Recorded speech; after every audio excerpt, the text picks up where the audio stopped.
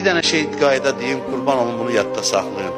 Harda əlindən bir şey çıxdı, harda istədin əlin bir şeye çatmadı, yönəl Allaha, bil ki o sənə bu saat nəvaziş eləyir. Allahın xoşu gəlmir bəndəsin nəyəsə çatmasın. Allah artığın verməklə məşğuldur. Artığın verməklə məşğuldur.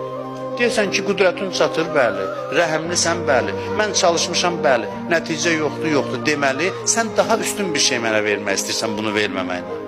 Daha artıq bir şey vermək istəyirsən. Kim ora diqqət eləsə, onda həsrətini çəkməyəcək. Deyəcək, belə dünəndən olmasın.